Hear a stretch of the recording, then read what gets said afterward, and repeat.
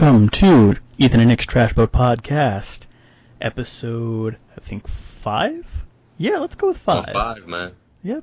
I'm your host, Ethan Finkelstein, here with my co-host, Nick Graves, at I am Finkelstein on Twitter, at NicksTape15 on Twitter.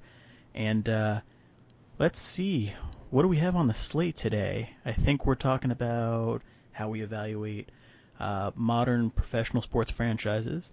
I do want to bring something up. You had passed along a clip to me, actually, or rather the whole podcast, with Ken Griffey Jr., who, for context, for all of you, is my favorite all-time baseball player and Nick's all-time favorite baseball player. One of the few sports things we have exactly in common. I still haven't had a chance to listen to it just yet, I will admit, but I do find it very interesting that is something that's kind of helping with your foray into baseball. But yeah, anything I should look out for when I listen to that?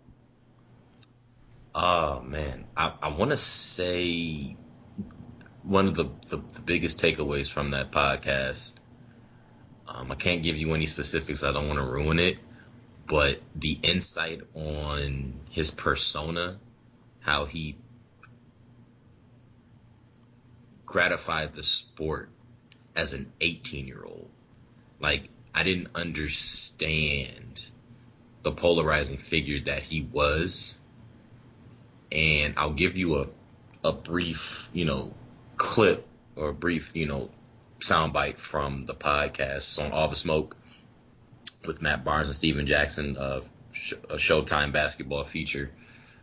And the kid talks about, and if anybody's a fan of Ken Griffey Jr., that was his nickname, he talks about how 2 years into the league, he had seen pretty much just enough to where going to the clubs and bars, even though he wasn't necessarily at the legal age, was so past his interest. Like, there is some polarizing comments that he makes that are eerily similar to Michael Jordan from The Last Dance, but also the game of baseball is what I want to do. So there's also a little bit of Kobe Bryant, and he talks about both athletes in his feature, but man, I am not that well versed in baseball, but the way he breaks down how numbers are true and how numbers are false and what needs to happen for these particular, batters in order to be successful. If there is a Learn Baseball for Dummies, it needs to be written and narrated by Ken Griffey Jr. I'm just going to go ahead and say that. There was the Learn the Fundamentals of Baseball series of videos that came out in the 90s. And it was Tom Amansky was the guy who did those, and it was Fred McGriff that was featured in those, which that is you want to talk about guys who are criminally underrated within the context of baseball history. Fred McGriff is a guy who probably should have gotten a little bit more of a look with the Hall of Fame. But with regards to Ken Griffey Jr., he was really kind of the first guy of his time that made it quote-unquote cool to be a baseball player. He brought a certain air of mainstream credibility to the sport, and I think he, along with Cal Ripken Jr., along with the home run chase of the late 90s, helped revitalize the game. But back even in the early 90s, starting in 91, 92, 93, Ken Griffey Jr. was really starting to make a name for himself as the cool guy in baseball. And don't get me wrong, he is one of the best players of his generation. He wasn't necessarily the best at the time. I'd still argue that Bonds pretty much almost every year was a more complete player.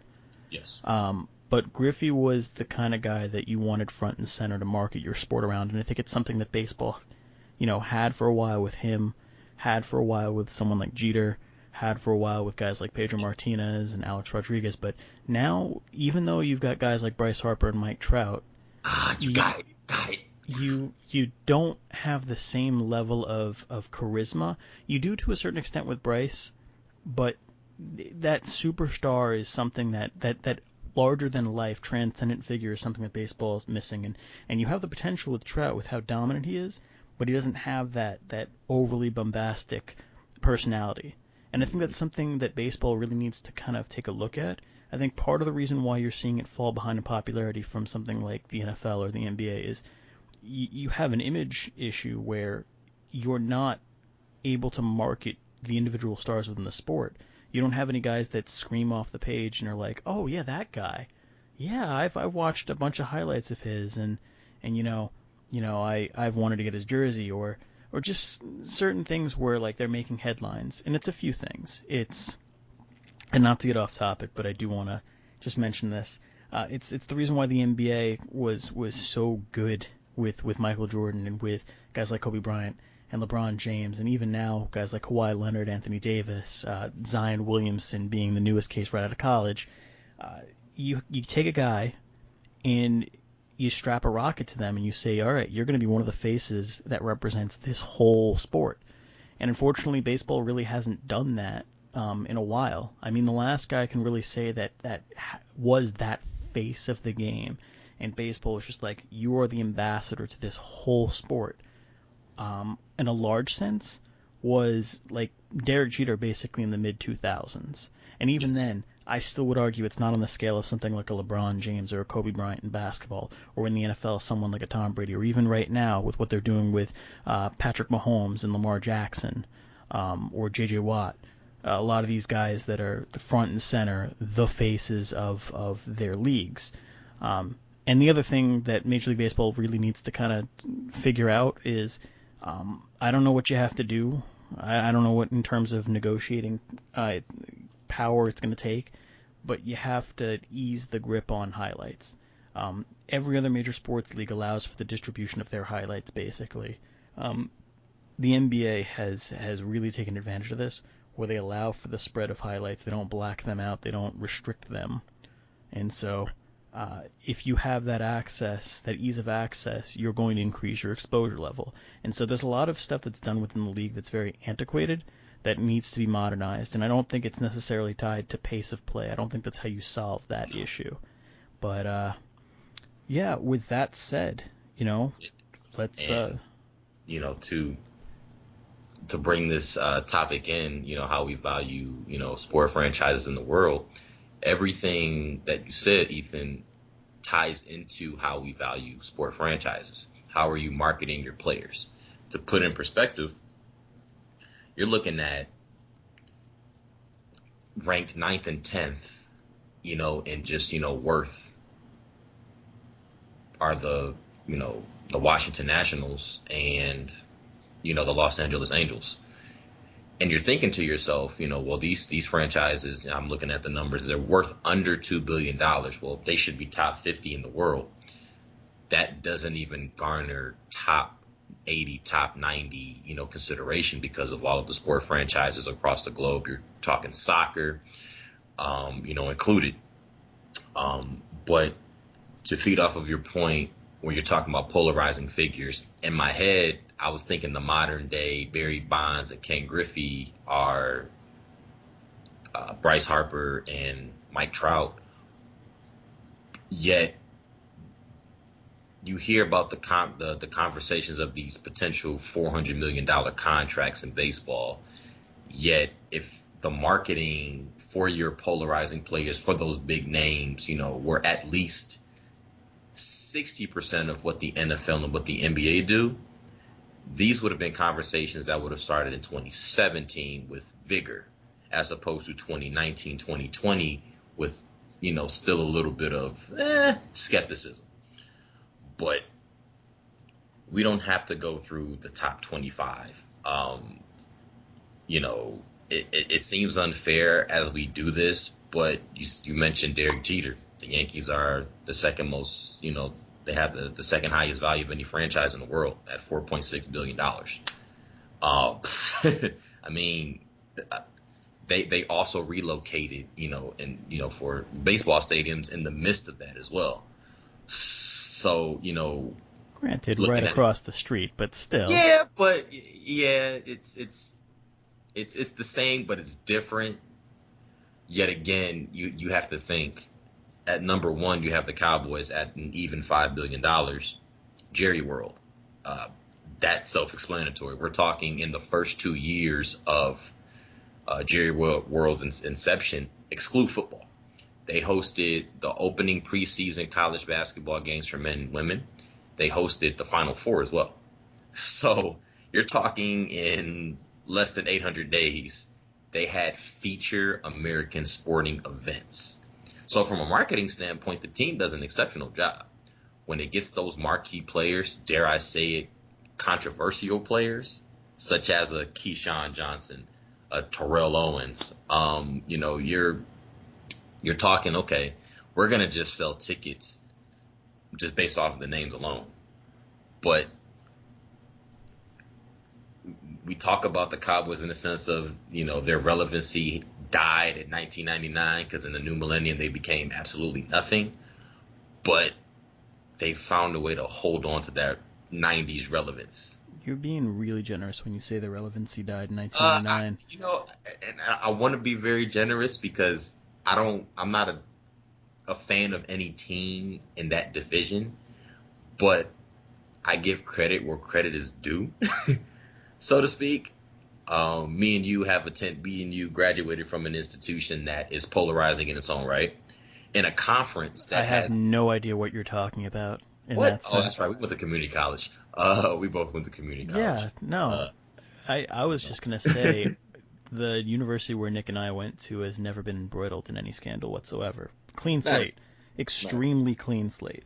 Not at all. We are, silver spoon. I will make no insinuations about platinum napkins. We are pristine. We are clean and clear. I will never make any insinuations about the beloved Buckeyes. Not at all. And that's no disrespect to community college. I attended for a year, so I understand the importance of it. But in a conference where almost half of the teams have a stadium that seats 100,000 people. So between fanfare, between promoting, top programs and names, we have an idea.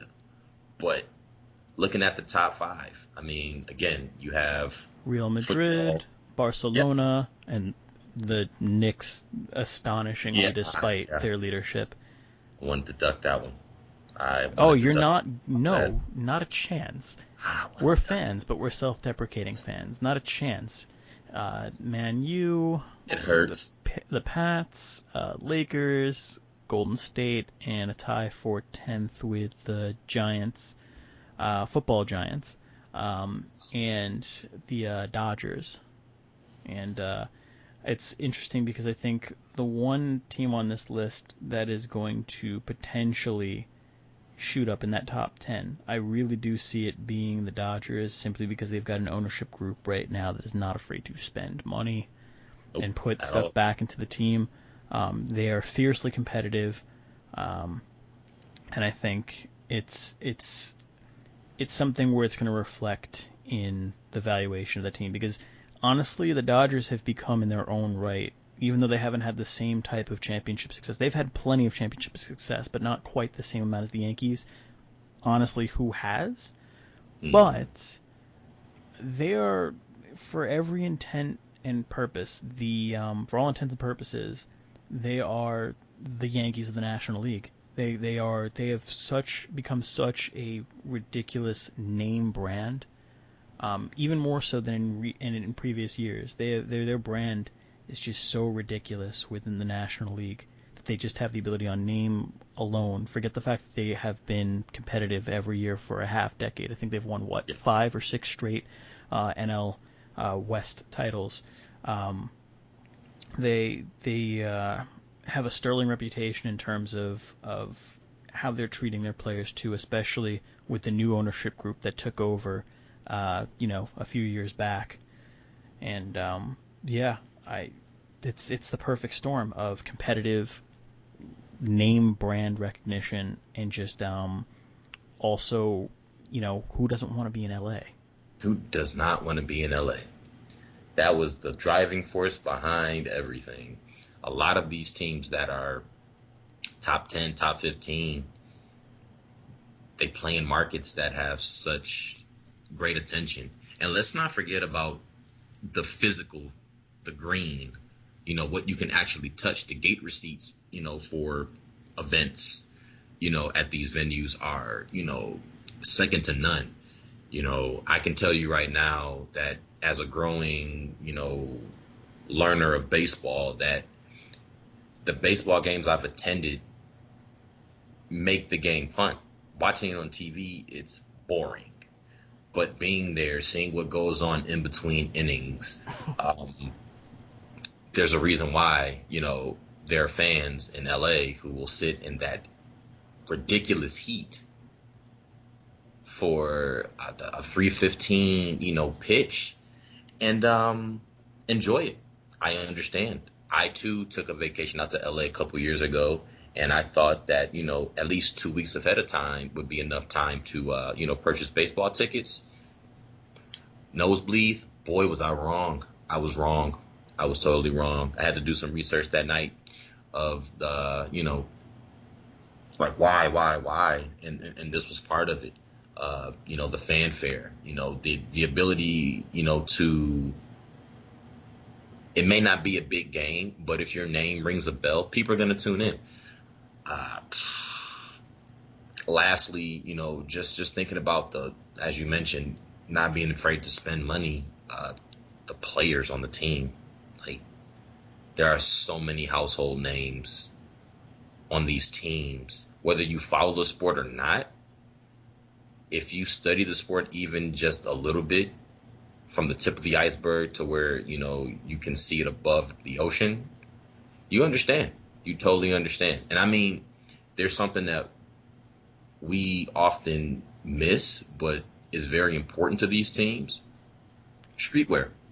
How many times do you see baseball jerseys, basketball jerseys, soccer jerseys, sported as just, regular, sportwear, streetwear. Same thing with players that have their own shoes. Like it just builds the appeal to these teams. But I want to ask a question. Mm-hmm. For the teams on the list, and you can kind of track their success, let's eliminate our bias right now for team number 4. What teams stand out to you on this list? As in, you wouldn't expect them to be there? Like what? I wouldn't expect them, whether it's in the top 15, top 25, or top 50 at all. So there's recency reasons for number 9. Golden State is there because of what has happened within the last 6-7 years. Yeah. And if you had told me back in like 2012, 2013 that they'd be top 10, I would have told you were nuts. But everything that's happened with the growth of Steph Curry revolutionizing the long-range game in basketball, to the, 3 championships in 4 years, Kevin Durant making it a premier place for free agents to consider going to, and just the fact that they have owners that are willing to do whatever it takes to keep a competitive core together, and the fact that they're getting a brand new arena next year, or this coming season, whenever that happens. Yeah. Oh, they do. I actually didn't realize they were playing in it at this point. It didn't get a lot of coverage. I mean, when you got your mainstays that are hurt, it kind of takes away from the allure of a new facility. But continue. That's a gaffe on my part. Yeah, No, I mean it's like you said, with everything that has happened to that team this season, it's understandable. But should have known that. But anyway, what can you do? Throw your hands up in the air and just to kind of shrug it off. But no, instead of beating myself up for the next 30 minutes, let's move down this list. So I'm not going to be shocked by anybody in the LA area, which is why I'm not really shocked by the Rams, because football and LA, they've been trying to get a team back there for a long time, which is hilarious because Los Angeles sports fans are notorious for being apathetic about things after only a few seasons moving in, which is why I still don't get why the Chargers came with them, I suppose. But they don't need 2 football teams, but that's a different conversation for a different time. Number 17 is the first one that I guess I kind of am surprised by. Bayern München. I know it's Bayern Munich, but it's Bayern München. I have a girlfriend who minored in German who will not let me live it down if I don't say the name properly. Just learn something new today. And The reason why I say that is because Bundesliga is not, to me, it's not the premier football association in Europe. I consider that still EPL. And to see a team, granted, the most successful team, at least over the last couple decades in Bundesliga, be in the top 20 is surprising to me, considering how many different football teams. In fact, in terms of association football or soccer, because I'm a filthy American and I have grown up calling it that, I'm noticing that in terms of association football, there's only 3 teams that are ranked higher than them, and that is actually a little surprising to me. It's Real Madrid, FC Barcelona, and Man U. And maybe I just don't know, soccer that well, and I will admit I don't. I'm shocked that they're the 4th ranked association football team, and I'm shocked they're top 20. And maybe that speaks to my lack of knowledge on the global impact of the sport. I realize how big it is. It is the world's most played sport. I get that. It is the most popular sport on the planet. It's still shocking to me to see that, because it just stands out in terms of also regions. It's the U.S. For all but like 4 of these entries in the top 20. You got 2 in Spain with Real Madrid and FC Barcelona, 1 in England with Man U, and then just out of nowhere, Germany, Bayern Munich. And so that's the first one that really stands out, and I couldn't name a player on that entire team, and I am sorry for all the soccer fans out there, but I can't either. In my defense, also, if you think it's a bias towards one region of the world, I couldn't name a player on FC Barcelona right now. Actually, wait. I might be able to name one. Correct me if I'm wrong, but doesn't Lionel Messi play for FC Barcelona? Yes. Yeah, I can name one player. And with Real Madrid, I can't name any because Cristiano Ronaldo is no longer playing for them. He plays for Juventus. And I'm shocked I even know that, to be quite honest. But that's part of the question. We are your experts' favorite non-experts when it comes to, this information. Like, what determines the value, for a team? Is it, as we've mentioned with teams like the Dodgers, like the Yankees, even the Cowboys, they've had polarizing players, a history of polarizing players, but arguably the most polarizing soccer player in the world does not play for a team that, granted, shouldn't be any concern for anybody that is ranked in the top 50 for, most viable sports teams in the world. But it also begs the question, how much value does a team, grow with just one name? And we can rightfully say that Juventus has definitely grown a lot. But how do we value that as people? How do we value that as the consumer, the spectator, the guys who develop podcasts because it's fun? Like, how do we, determine that value? And there's so many different, factors. Just like, Ethan, I'm not a fan, like a diehard fan of the Golden State Warriors, but if they're playing on national television and I have time to sit down and actually digest a basketball game of sort, probably going to click over. Don't have to be a fan. Don't have to be a fan at all. I was going to say it was interesting wording. I'm glad you said that. It was interesting wording for you to say, I'm not a diehard fan. Well, would you say that you're a casual fan of the Warriors? Because I will definitely not say I'm a casual fan of the Warriors. I've jumped on the anti-Golden State bandwagon years ago. But that's also because I just don't like the fact that Steph Curry came into the Garden and dropped 54 on us. Granted, the Knicks still won the game, but you can't root for a team that had a player just absolutely carve you out like that.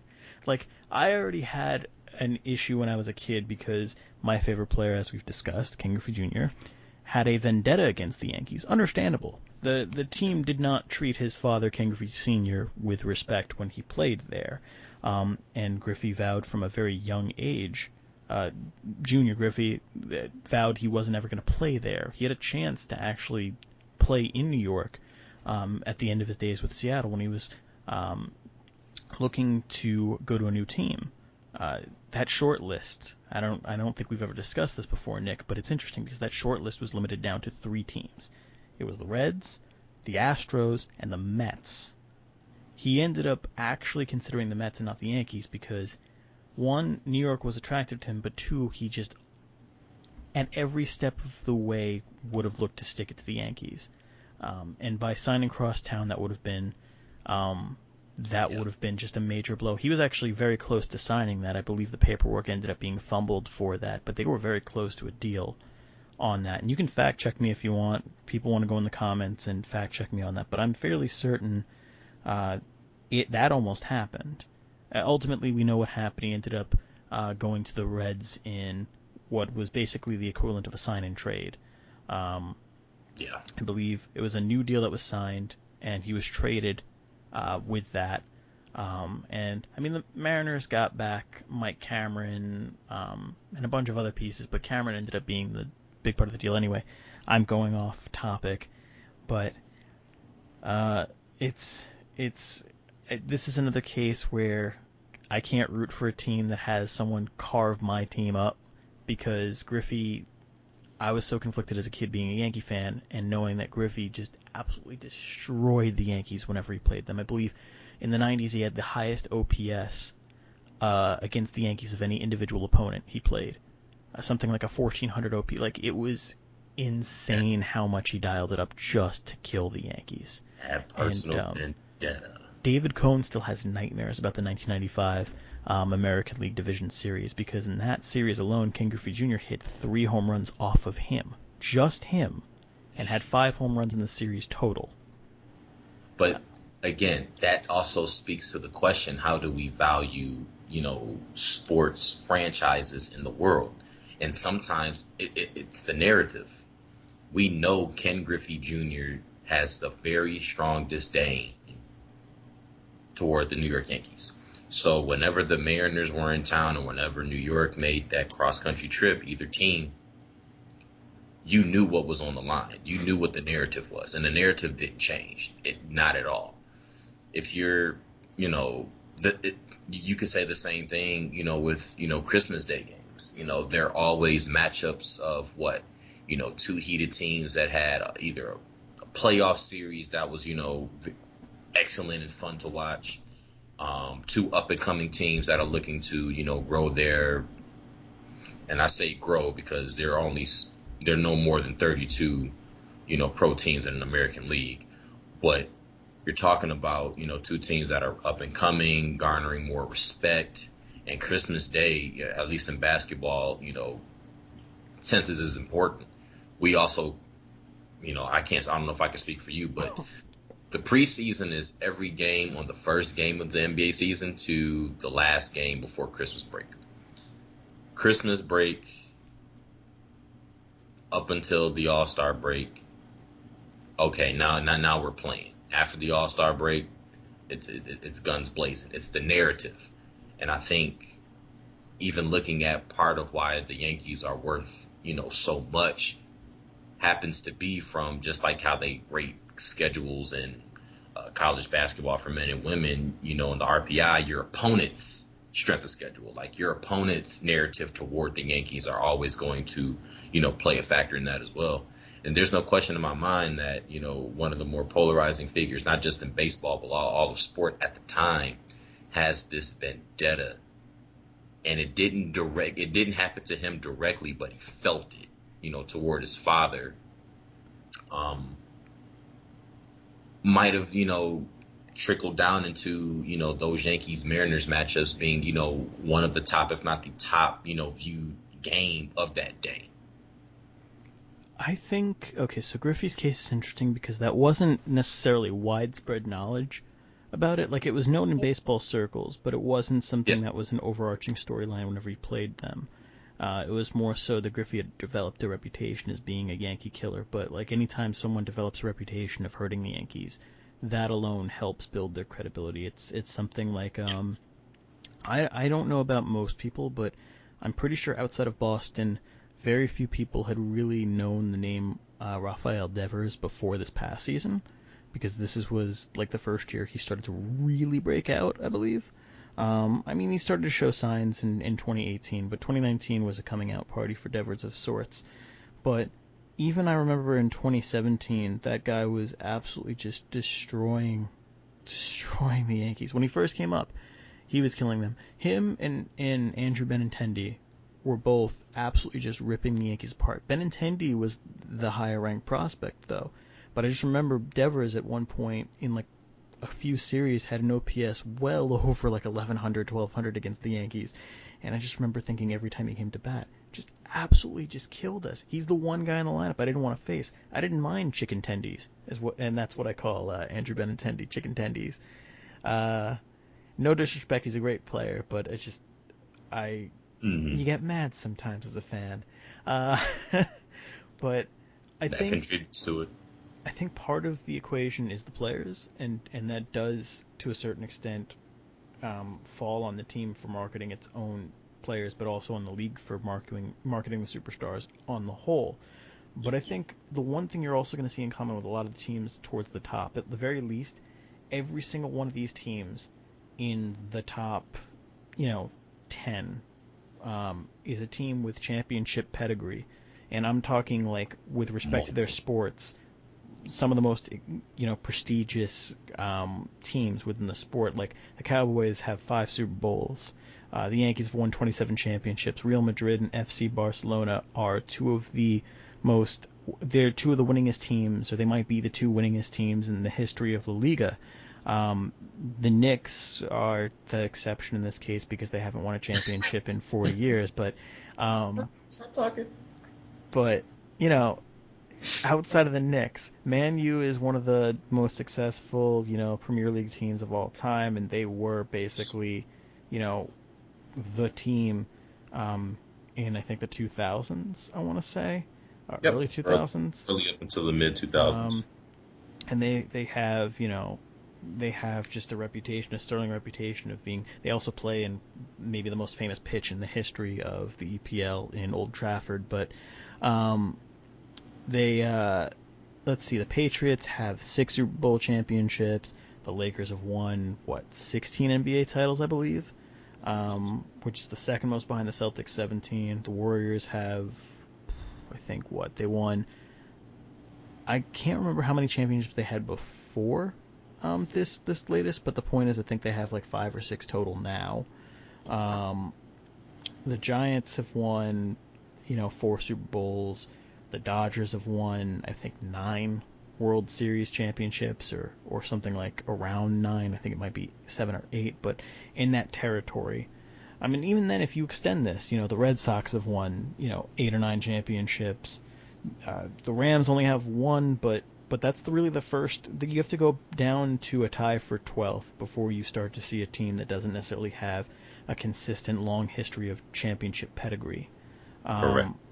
And we're in the case of the Knicks, had years of contending for decades before falling off. But that's the one combining factor in here. And the fact is the branding and star power varies from each of these teams. But I think it really does start with the reputation you develop from being a winning culture and a winning franchise.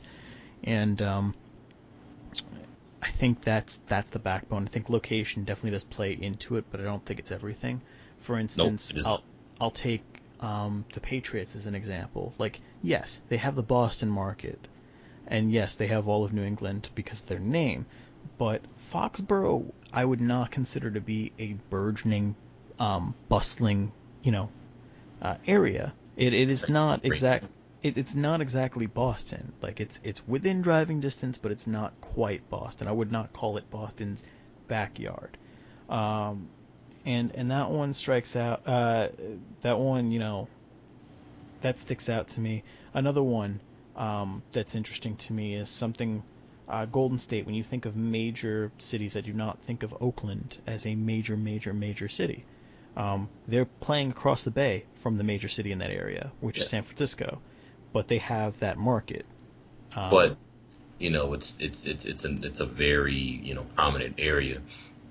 And I think also, considering that, Golden State is also the only pro sports team on here that has in their name the moniker of the state that they play in their helm, also sells a little bit more as well.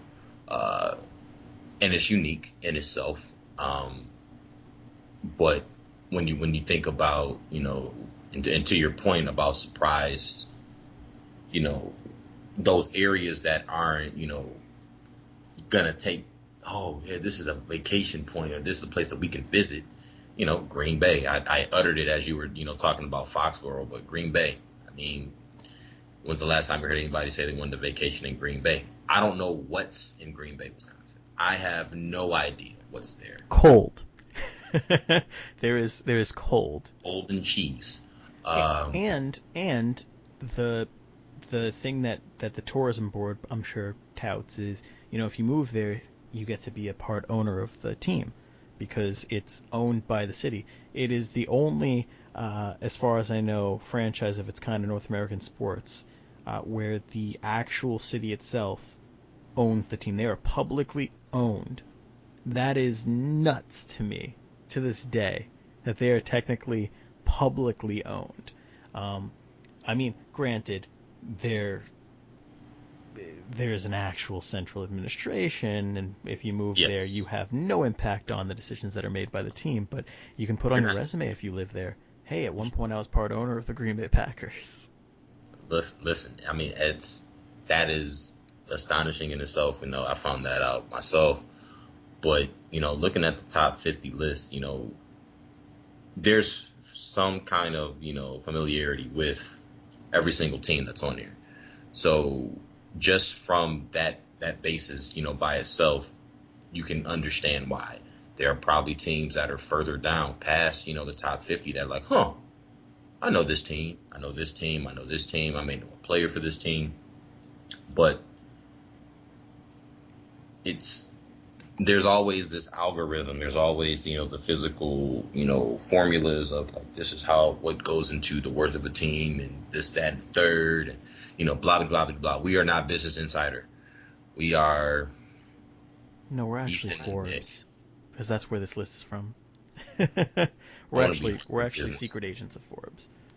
Harvard Business School. But it's just, I've always found this, area to be interesting because you can hear names of teams, and while you may not root for them, while, you may not assume that they have this kind of value, it's important to know that we as fans are one of the biggest driving forces behind a team's popularity.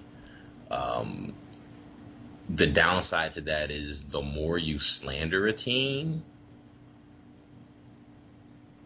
it almost seems like, the better they get. I don't know. I don't understand. I never understood that. Like the Cowboys, they catch so much heat, yet they are the most valuable, sport franchise in the world.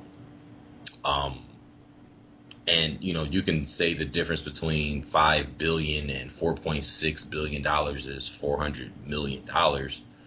But let's put that into perspective here. I mean, there are teams that don't even cross the $1 billion value mark that have longevity in, some of these, 4 major pro sports leagues and in the world when you're talking about soccer. But as I was looking at this list, the only surprise to me is actually a team that's not in the top 50. And that would have to be the San Antonio Spurs.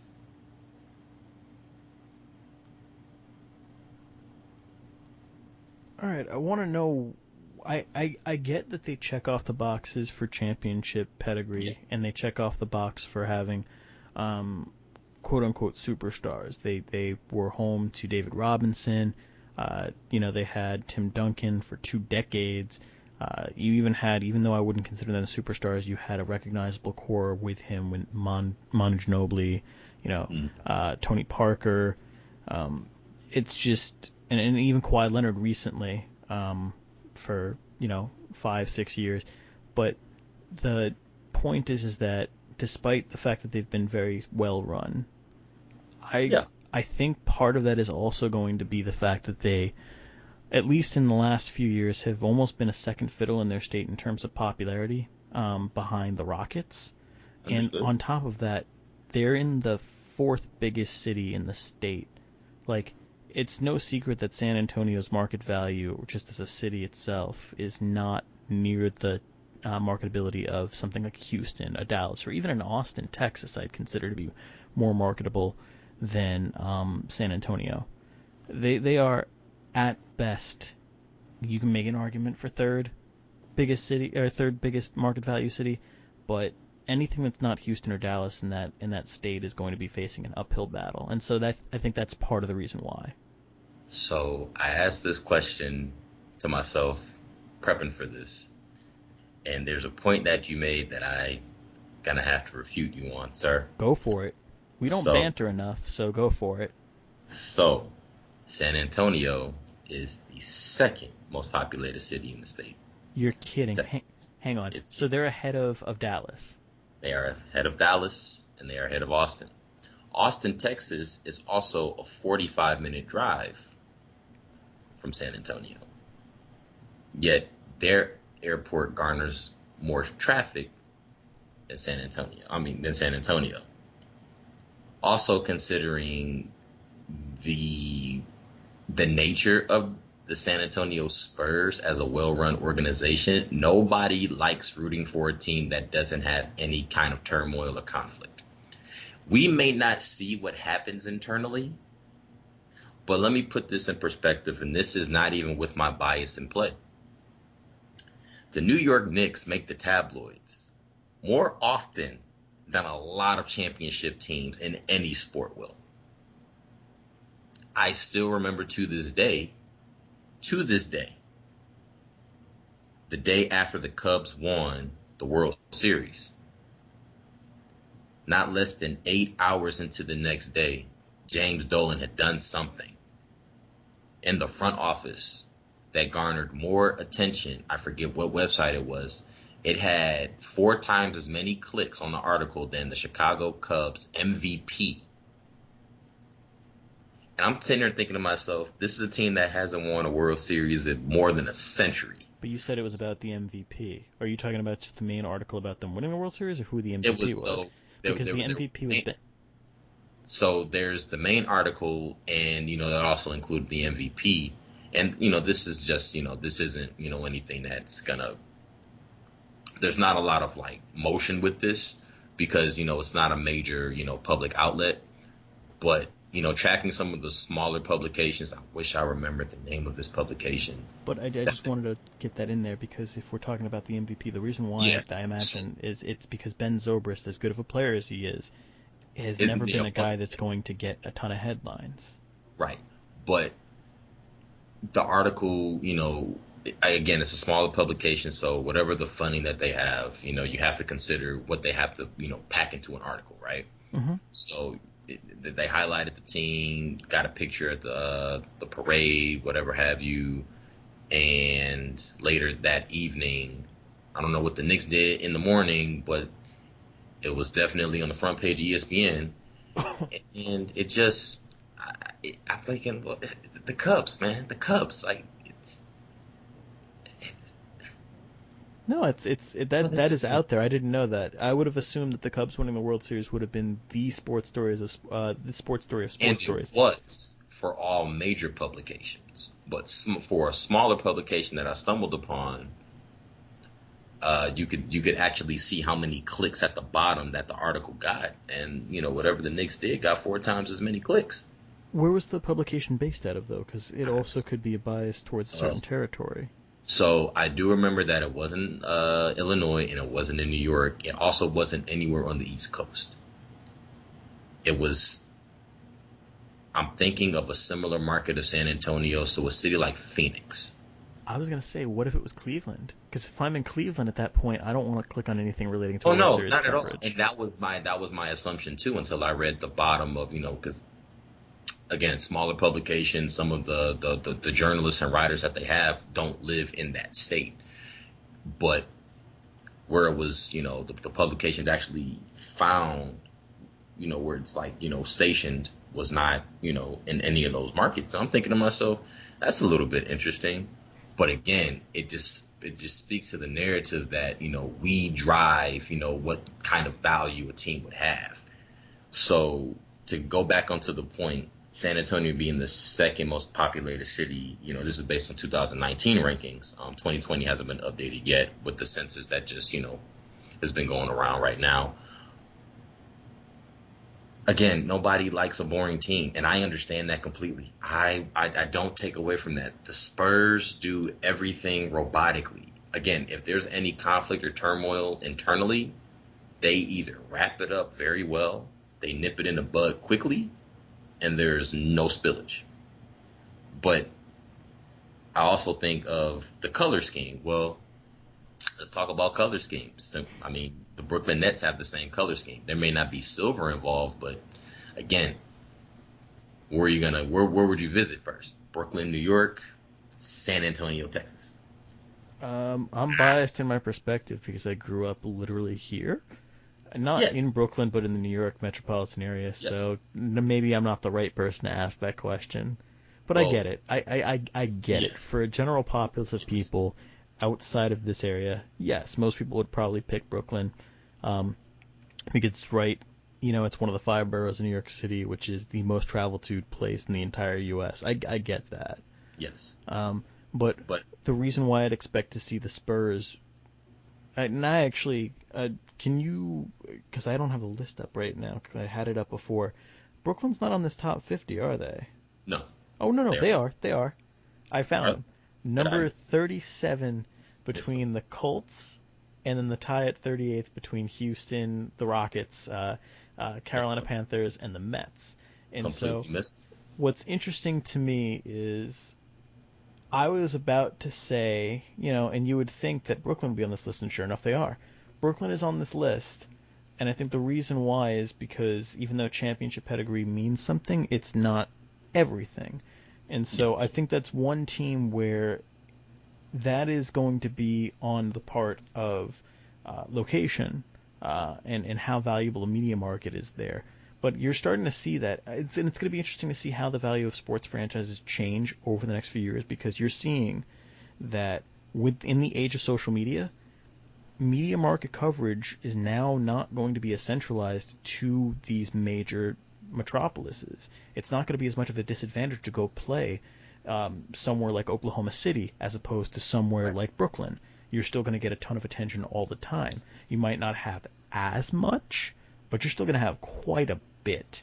Yeah. Um, and so I think right now, at least, Brooklyn is benefiting from the fact that for so many years we focused our attention to these major markets. But we're going to really see a redefinition of what that truly means in the next, decade or two. Um, but Yes. but yeah, I also think what helps is having an organization that's run by competent ownership. It really goes into the whole phrase of you get back what you put in.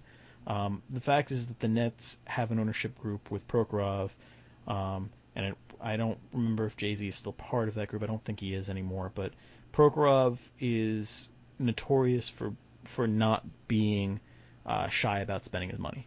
Um, No, not at all. granted, Like he's granted, he has made some very bad mistakes in terms oh of encouragement from previous GMs for going after aging stars. Um, See the Paul Pierce acquisition for just example number one of what not to do when chasing free agents um, oh Kevin or Garnett. chasing big stars. And I guess with Pierce it was more of a trade, but the point being that in recent times they haven't been afraid to go out and spend. Hence why you have both KD and Kyrie playing there now. Um, but it's a litany of factors because if the Spurs weren't facing the discrimination of San Antonio not being seen on the same level of marketability as something like Houston or Dallas, you'd absolutely see them much higher. You'd see them in this top 50 easily, easily. I agree with that. I do. And Also considering that both Kyrie and KD spurned the Knicks to join the other New York basketball And franchise. that was such a great decision on their part. Yes. Am I bitter? You betcha. But do I understand their logic? Oh, damn right do I understand that logic. I'm not mad at I wasn't mad at that decision at all. I, I have, friends, that I'm really close with that'll tell you, yeah, I wasn't phased by the idea of a KD, Kyrie, Zion Williamson-esque summer. I didn't think it was going to happen. And truth be told, I told people I would bet my money that we go 0 for 3. And what happened? We went 0 for 3, as expected. I knew we weren't going to get the number 1 overall pick. It's the Knicks. It's what we do. We are the Mark Sanchez butt fumble of ownership and luck in the NBA. The Cleveland Browns of NBA teams. And yet, we still have one of the top 5 most valuable franchises in the world. We've probably been top 5 on this list just about as many times, or if not more, than playoff series won since the new millennium. Let's go ahead and check that, because now I'm really genuinely curious about that. Last year, the Knicks were top 5. That's going to be very depressing. Yeah, but don't say stuff like that, because now you have to remind me that, year after year, James Dolan is doing everything he can. Sorry, certain people are doing everything they can to delegitimize the team.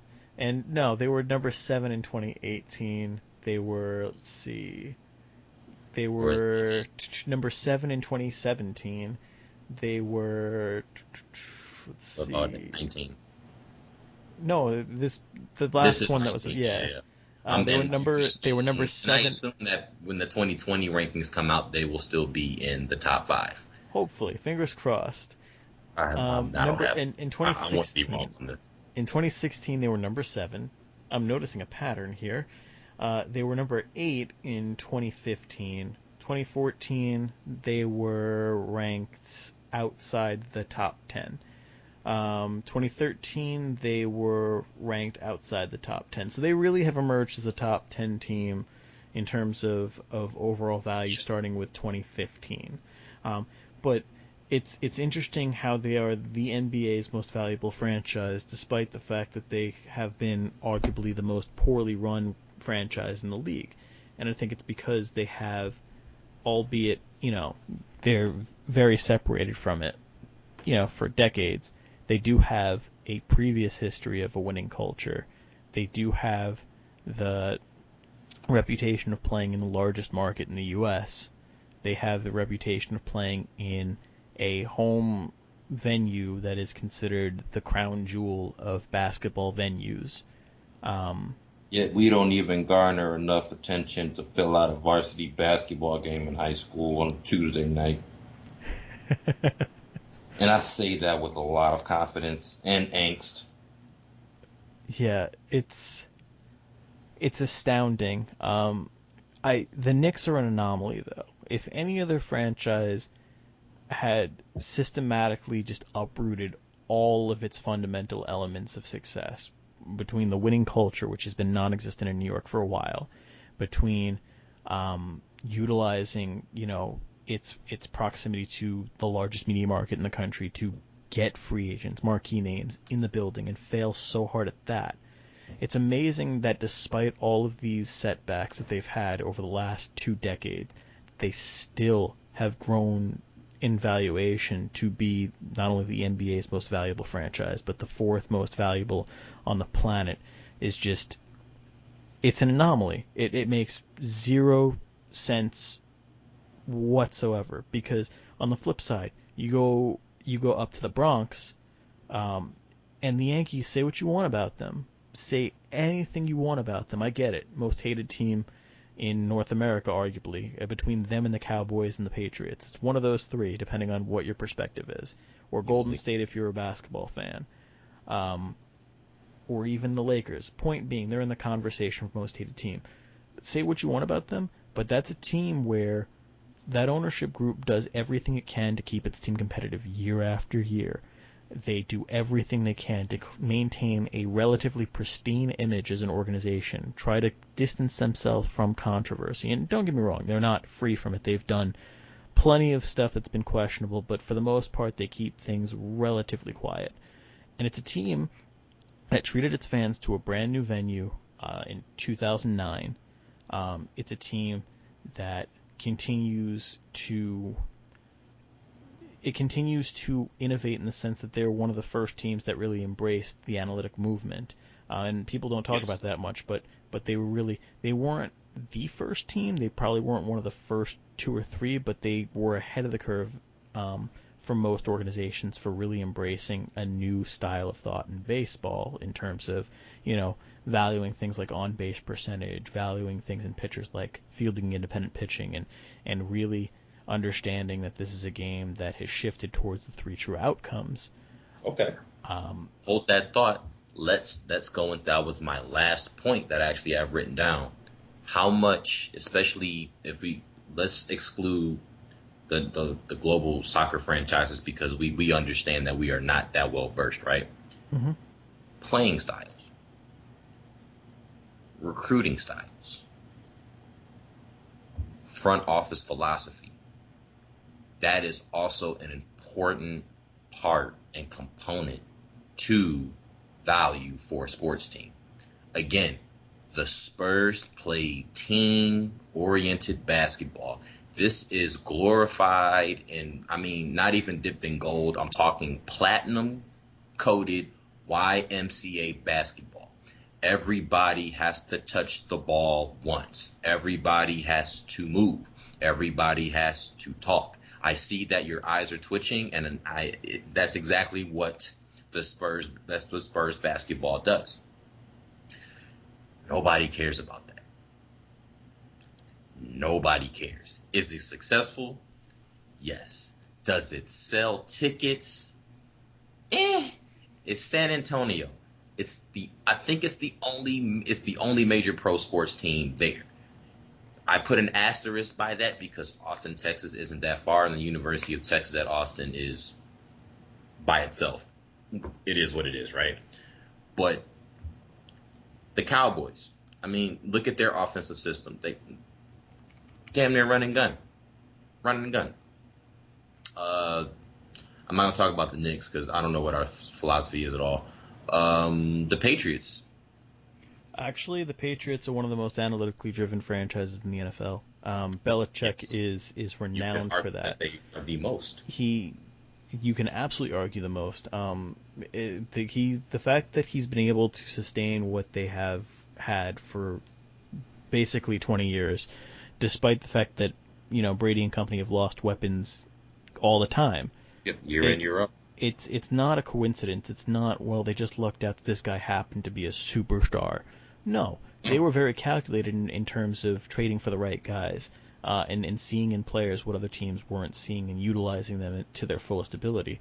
They were smart in picking guys, in the middle rounds of the draft that ended up becoming crucial pieces to the team. Belichick is every bit as much the GM as he is the head coach of that team. It's been noted for years, and part of that is understanding where certain guys' strengths are and utilizing certain strategies that teams aren't thinking about by playing these certain types of individuals where they do. Yes. It's making the most. It is the closest thing in sports that I can think of outside of baseball to the Moneyball philosophy of playing the game. Now let's divulge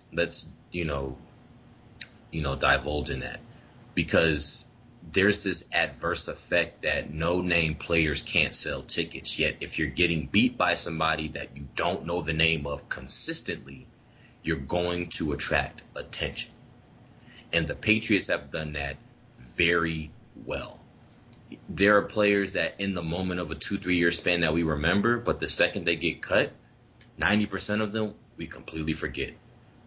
I'm looking at his name right now. I completely forgot he not only not on the Patriots, but he got traded. Well, I think he was traded or he signed a new contract with another team. Malcolm Butler. And if you remember the Super Bowl where the Seahawks probably should have ran, Marshawn Lynch, in for the touchdown, because it's Marshawn Lynch. That is not an easy tackle. But Malcolm Butler is the DB that breaks up the pass. And his life takes off from stardom, attention, the whole nine, signs a new contract a couple years later with the Tennessee Titans. When you have players that for some reason have these kind of impact, have this kind of impact, but also consistently beat you and you don't know where they came from, you're gonna tune in at some point to see what the fuss is about. The other effect in my head, that we've probably communicated, outside of a podcast, the fact that the Patriots dominate the AFC East. With the exception of the Tom Brady torn ACL year, was that Spygate year? Was that the year Spygate? I don't remember. No, I think that was the season after. I think Spygate was the same year that they ended up going, 16-0 in the regular season and lost in the Super Bowl. Oh, yeah. You're thinking of the 08-09 season. That was when Bernard Pollard ended up taking him out in the first game after I think 1 or 2 series. Yes, but again, like Tom Brady, polarizing figure in the NFL, once commanded control of the huddle for the most successful NFL franchise in the new millennium. All time. At this point, all time. You got all time? I got all time. They're tied for, I think, the most Super Bowl wins with 6, which I believe it's them and the Steelers. Yep, the Steelers. At 6. I'm going all time. I get that it's a recency bias, and realistically the Patriot way, so to speak, has only been limited to the last 25 years. And I'm including I'm including the 90s when Parcells was the head coach and took them to the Super Bowl in 97. But it's what they've done in the last 20 years alone. Forget even the years before that now. In just the 20 years alone, they've caught up and surpassed virtually every other franchise as far as I'm concerned. There's 5 Super Bowl wins, correct? Since 2001, 5 Super Bowl wins. They've won a quarter of the titles. And they've been to what, 40%? Something like that, like 30-40% of the Super Bowls. Belichick and Brady together in the Super Bowl are, I think, 6-3. They've been to 9 of them. They've been to 45% of Super Bowls, basically, that they've been to, which is just crazy to think about. And think about how many times they lost in the AFC Championship. I mean, Brady has, I think, 3 AFC Championship losses to Peyton alone. One QB alone, yes. And so that's 12 if you count those. He might have another. I can't remember if he's lost to anybody off the top of my head else in the AFC Championship. But the point being is that he's been to at least a dozen AFC Championship games. Just the Patriots as a franchise in just the new millennium. Yeah. And it's that level of dominance. And it's funny. It's on a commercial with Colin Cowherd, but it's just like. It's stupid, but it makes sense. It's people say they don't like dynasties, but you watch them. You do. You watch them. You feel compelled to, whether it's because you appreciate the greatness that you're seeing or you're just rooting for it to all come crumbling down. But dynasties equal viewers. It's why people watched in the late 90s, early 2000s to see the Yankees lose. It's why people wanted the Lakers to lose when they had, the Kobe Bryant and Shaquille O'Neal Lakers. It's why people rooted against LeBron when he won the 2 championships in Miami and went to 4 straight finals all 4 years that he was there. It's why people, rooted against Golden State recently. It's why people root against the Patriots. But they still watch. Because again, it's good. It's a good product. Whether you like them or not, it's going to be entertaining. Yes, and it again feeds into just the narrative of this whole conversation. We drive the value of all franchises, and I didn't add this because I wanted you to get to this point because you're smart, and I know from the conversations that we have, there's always this subconscious banter that we have with one another. Well, I let you down in that regard because I didn't get to it, apparently. No, you did. I You did? did get to it. All right, You what was did. the point? The point is that from the Colin Cowherd, quote, Mm-hmm. as much as we don't like dynasties in American sports, we watch them because we want them to lose. We will watch every competition until they lose. And it's not the first competition that they lose, it's the championship competition that we want them to lose. Whether it's the conference championship, whether it's the finals, like it doesn't matter. Right, and it goes to people's emotion. Whether you realize it or not, you have more of a personal investment in something. Guaranteed. I don't care who you are. Yes. If you have somebody to root for and somebody to root against. Because there's no point in rooting for someone if you don't have someone to root against.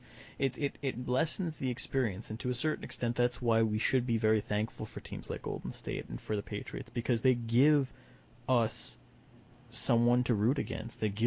They add a level of investment because you're not only Yes. rooting for the success of your individual team, but even if your team's not playing, you're still rooting for that team to go down. Or It's going to heighten the add- experience. Yeah, or you can add this to it. I am just a fan of NBA basketball. Basketball is my first love. Track and field gave me the most success. So I, and say this in the same breath, will watch a track and field event with the same kind of passion and the same kind of interest as an NBA game. I am a fan of the sport. I am not a fan of the Golden State Warriors, nor was I a fan of the Toronto Raptors or the Spurs or the Cleveland Cavaliers. But I love basketball. I will watch a game just because it's on TV. It is sickening. I can watch, and I mean, the amount of times I have watched the Knicks play the Wizards and like the Phoenix Suns play the Sacramento Kings in the middle of the week, or any two franchises that play against each other that have little to no hope of making the playoffs in Game 7 of the NBA season. I watch those games when I can. I'm just a fan of the sport. To be And there fair, are more. To be fair, you were You- probably sickened because you were watching the Knicks try to play basketball. I don't, yeah, But I know. sorry. I was gonna get there, but no, I was gonna get there, but it This- had to be said. Despite all of the wisecracks, guys, I being Nick, I don't know about you, but I am a fan of the New York Knickerbockers, and it's a very begrudging love. But you were making a very valuable point before I decided to sandbag it by taking a cheap okay. shot. We needed to you needed to add that because there are moments where if the Knicks are playing and there's another game playing, I will, with no hesitation, click over and forget to click back. No, I will watch because it's an exercise in futility and it keeps you grounded, you know? The way I like I to also say it, love toxic relationships too, Ethan, it's- but it's- you know. yeah, but no, it's a yin and yang, okay? I watch a competent team in the Yankees play, and then I balance that out by watching the exact opposite in the Knicks play. And so it's a give and take. It's all is fair. It's yin and yang. There's balance in my universe because I get to watch what is the equivalent of the Patriots and simultaneously what is the equivalent of the Cleveland Browns. And it makes me feel a little bit better about myself in that sense. If the Knicks start becoming good, I don't get to fall back on anything. I don't get to say like, well, I root for a lovable loser too. So in a way, it's my excuse to continue to root. Are we really lovable? We are not the Cubs. I guess, yeah, to a certain extent, lovable is a subjective term. Again, we have arguably the worst toxic relationship of any fan in the world. Like, I don't care who you are. Again, the The Cubs were most a lovable loser. expensive average ticket prices in the league. We can't win a game. And they have won one playoff series in 19 years. Ethan, both of us were still in undergrad when they won.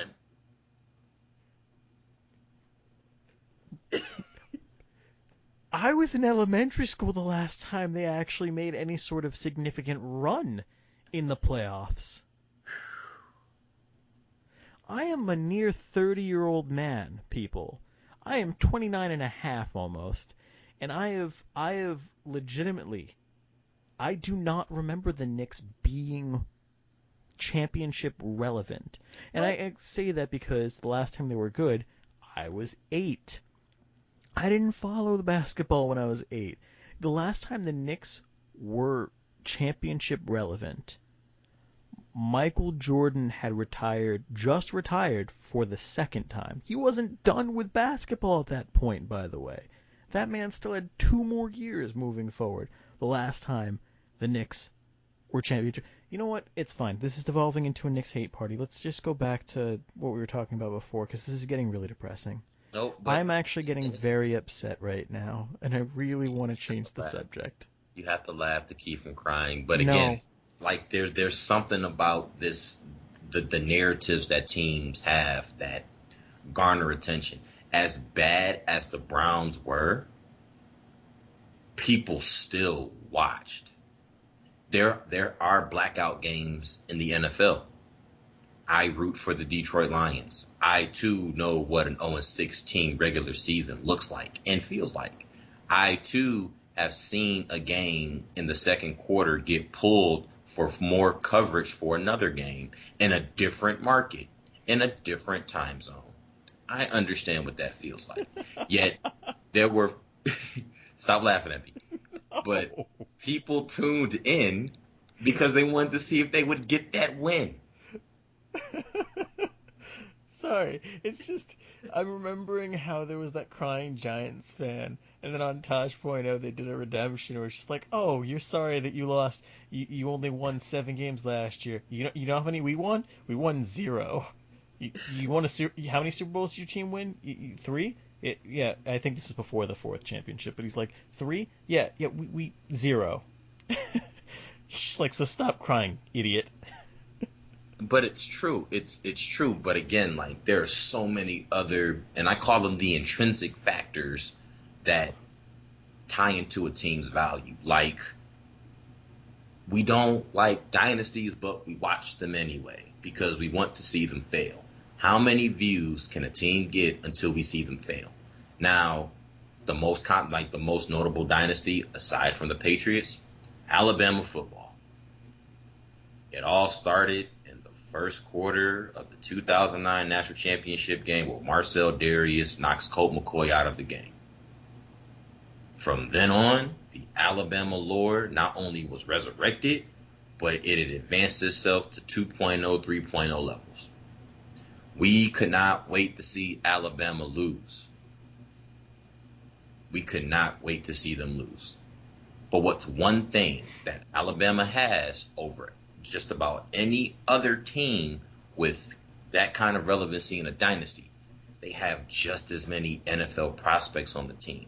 Even in the worst year for Alabama, they have had at least 2 athletes enter not only, get drafted, but in the first round of the NFL draft.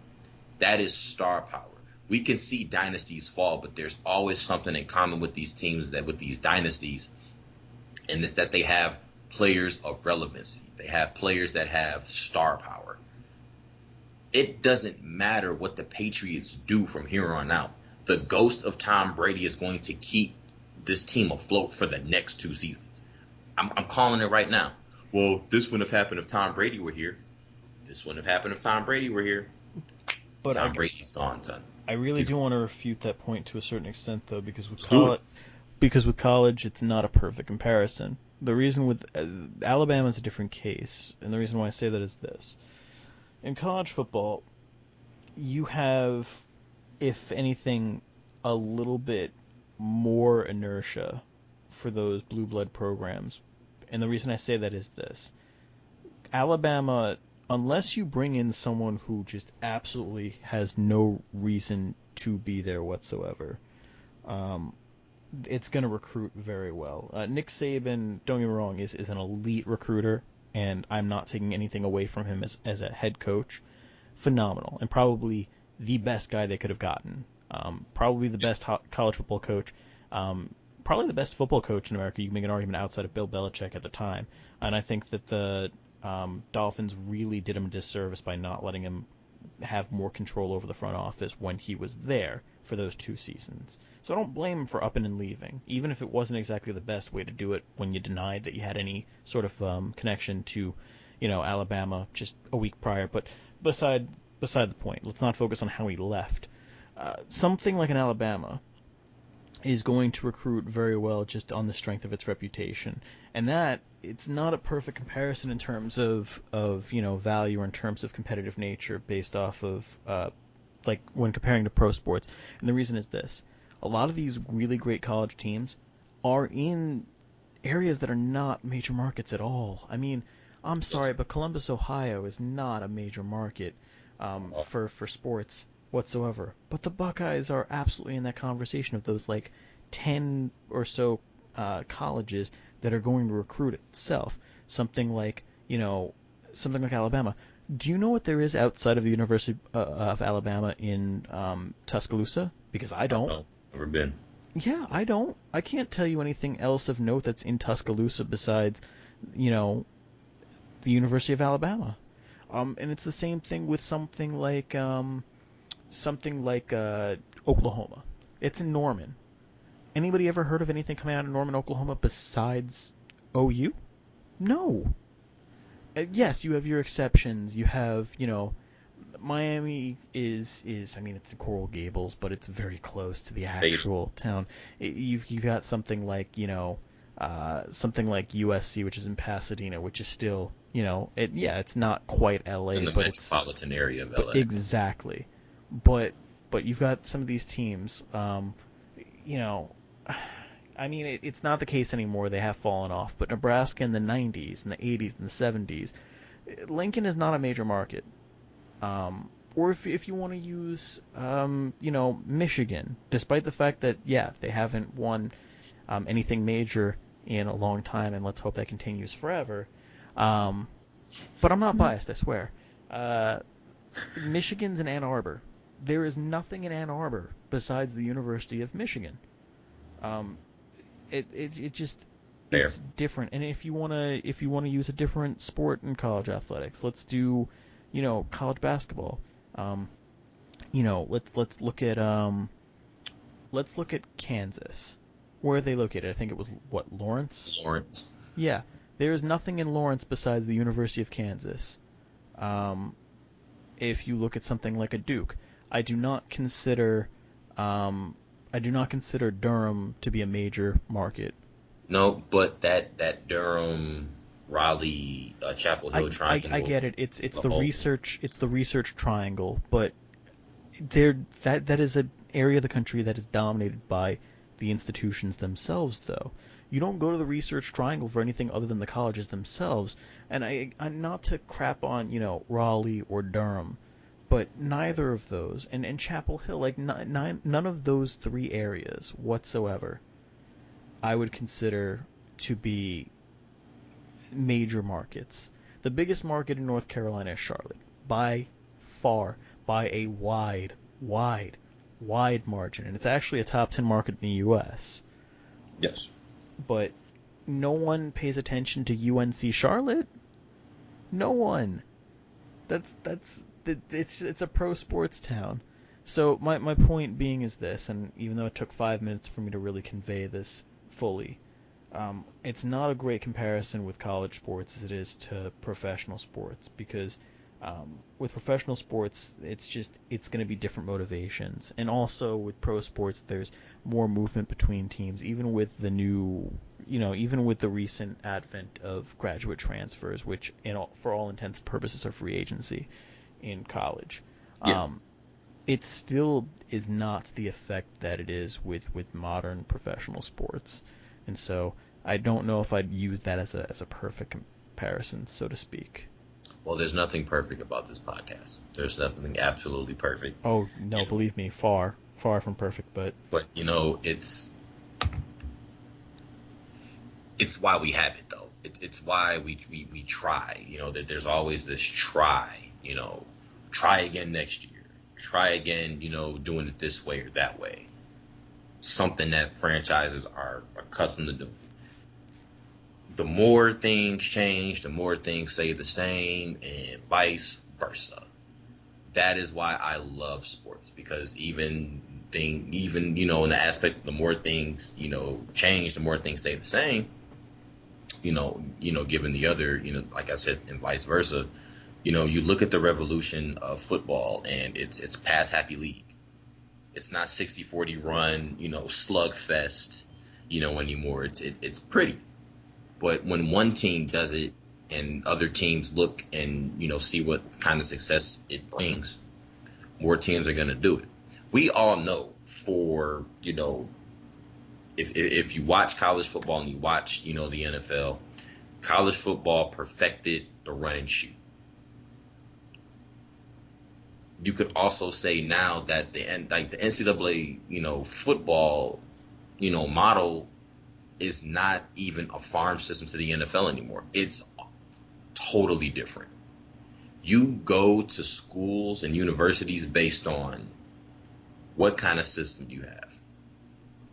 Like for the hottest 3-4 years in college football that I can remember, Oregon was they were the kings of revolutionizing, how no huddle football, was oriented. It's the spread option, and it's something where that style of spread option was really revolutionized by Chip Kelly. Yes. And then you had other coaches have variations of it and picked it up. Even Urban Meyer was playing with it for a little bit when he was at Utah, brought it over to Florida, and then really, really ran with it when he came to OSU. Let's talk about the Southwest Conference in the 80s. Houston. They were the first team. Oh, that's an air raid. Run and shoot. Yeah, the air raid. Yep. Total air raid. I mean, they only ran the ball if it was 4th and inches. How about Mike Leach? Mike Leach is literally that guy still. He was doing it at Texas Tech. He's now doing it, or was doing it, at Washington State, and he's going to be doing it at Ole Miss moving forward. No, he's at Mississippi State. Oh, he's Mississippi State. Yeah. Yeah, Lane Kiffin's the one at Ole Miss. I know. Yeah, it's Mississippi State. Oh God. Oh my God! I get to hear clanger clanger, and Mike Leach is going to be on the sidelines as those bells. Stuff. The Egg Bowl, if all permits, there's a college football season this year. The Egg Bowl is going to be the most intriguing because you have two clashing. I wouldn't even say clashing. You have such two astute personalities that the coaches themselves are going to drive the viewership, for the Egg Bowl. I love me some Joey Freshwater, but I think that I'm gonna have to go with State in that one. I'm gonna be completely honest with you. I have no stake in this game at all. I think I'm going State. I'm telling you right now, I have no stake in that matchup. Oh, neither do I. I'm just saying. I'm going to let the couple weeks building up into the Egg Bowl. I'm going to let the narrative drive me to watch that game. Like right now, you can't sell me to watch that game. I understand, the two coaches, but let's not forget that it's in a conference that we show a lot of disdain for. It's in a division specifically that is arguably the most unwinnable division in all of college football. It's one of three divisions. It's one of three divisions where it's abandon all hope ye who play here, because if we're keeping track, you've got the ACC, where Clemson plays. I think is it the ACC Atlantic? I think. or is the Coastal? I always lose track over. But the point is that whichever one that they're playing in, um, and I don't have my phone up in front of me, unfortunately, so I'm not looking at this. I'll just be brazen and say it's one of those two, because it is. Uh, Yes. and let's talk about the SEC West. It's abandon all hope ye who enter, because it's going to be Alabama or LSU, um, every year right now for the next several years Yeah. because of what just happened with Ed Ordron turning that team into a just absolute fire squad. And then, of course, back at home, you've got the Big Ten East, where it's Ohio State basically every year now. And you had a couple years where you had Penn State and Michigan State, but it's basically been OSU for the better part of like a decade, and almost a decade and a half now in terms of dominance. But we know that. And the amount of value from even just those college football teams, is going to drive, the narrative. It's going to increase the amount of, viewership that these games have. And back to the pro sports, it's the same thing. I forget what year it was. I want to say it was 2007. One of the very first 3 years where Tony Romo was a starter for the Cowboys. I think both the Cowboys and the Patriots met up in the regular season. Both teams were 5-1, and there were talks of it being an AFC conference championship rematch preview or something. And of course, the Cowboys hosted the game and they lost that game. But to see what kind of viewership that game, drew, to understand the magnitude of both of those franchises, because even at that time, people respected the Patriots. They had won, I think 2 Super Bowls by then, 2007, 2008. I don't know. I don't really follow the NFL like that, only for fantasy football. But it's like there's so many factors that go into this, man. I don't know. We could talk about this all day, but both of us don't have all day. But I always think about it when these rankings come out for most valuable sport franchises in the world. I get gate receipts. I understand TV revenue deals and players and even personnel on the team, which is why I like college basketball so much, because you have legendary basketball players or people who have played for legendary teams come back and coach, but I've always wanted to know, and discuss with people the other factors that we may not really consider. And they may tie into the main 2-3 factors that, help determine the value for a franchise. But it's always interesting, but that quote from, Colin Cowherd is going to stick with me for a while. We don't like dynasties, but we tune into them because it's true. We're going to. And it's almost like whether you like it or not. Yeah, unfortunately, but I'm okay if the Pats dynasty is dead. I'd be fine with that. I think it's time for us to find a new team to root against. Might be the Browns. Oh, definitely. Actually, I was thinking it's the Bills' year this year. Go Bills. Bills Mafia. Bills Mafia. So if I was gun to my head right now, if I had to pick who's going to win the AFC East, I will still pick the Patriots. I think they're going to go. I think they're going to find a way to either go 10-6 or 11-5. And I think the Bills are going to go 10-6 or 11-5 as well. I actually think they're going to finish with the same record. That's my prediction. Not quite bold because they're the 2 best teams in that division by far. But I think what's going to decide it is someone's going to sweep the series in the regular season. Someone's going to take the game on the road and sweep it. And I could see it being Belichick being crafty enough to take it in Buffalo. But I could also conversely say that not having Brady and having a first-year quarterback go into Buffalo is also terrifying. So who knows? I could also be wrong. Oh, and by the way, for those on the Brady train for, oh yeah, the Bucks are going to win the division, here's a nice cold hard reminder that the Saints literally won 12 games last year and have gotten only better on paper. And Drew Brees continues to show no signs of aging. Yeah. And they have the best receiver in football and one of the best running backs in football and a defense that was ranked in the top 5 in the NFL last year. So, good luck with dethroning them. And if I had to bet money on one of those teams taking the game on the road, I'll take the Saints in Tampa Bay over the Bucks in New Orleans. Oh no, there's something about the Superdome, as we saw after Hurricane Katrina, that's just magical. But keeping it, aside from the spirituality, of that moment, yeah, for sure. Because even when you're looking at the Atlanta Falcons and getting to a Super Bowl, they have not been the same since. They have not. But the Saints have remained the same. They're in the conversation. They're very consistent. For some reason, they're keeping these athletes, on the team. They're gonna have definitely in the next year or two, definitely gonna have some contracts they need to shell out. But aside from some bad luck in the playoffs, they're still going to be in a conversation. Yep, and just a quick correction. They actually went 13-3 last year, the Saints.